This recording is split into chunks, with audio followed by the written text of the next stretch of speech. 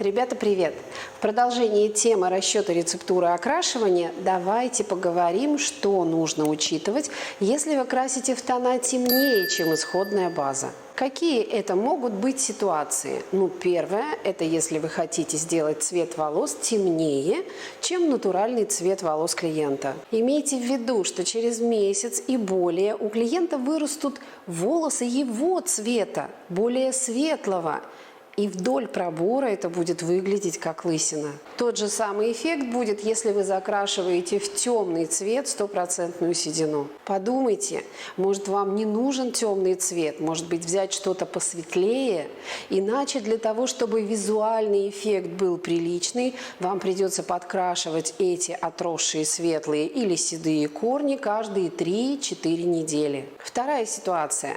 Окрашивание в тона темнее происходит, когда вы хотите закрасить ранее осветленные или обесцвеченные волосы в свой натуральный. Этот же вариант относится к закрашиванию мелированных волос, то есть частично осветленных. В чем же сложность окрашивания в тона темнее?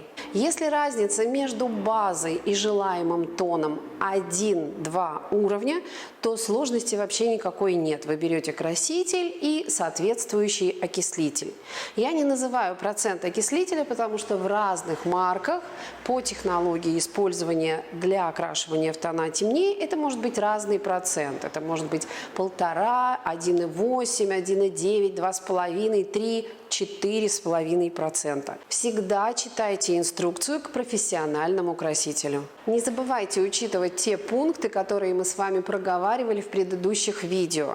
Это наличие и количество седины, пористость волоса и толщина, структура волоса. Учитывайте порядок нанесения порции красителя на разные участки волос с разными базовыми характеристиками. Иногда даже один рецепт будет иметь разное время выдержки на разных участках волос для достижения единого цветового результата. Итак, все это про окрашивание в тона темнее на 1-2 уровня ниже базы.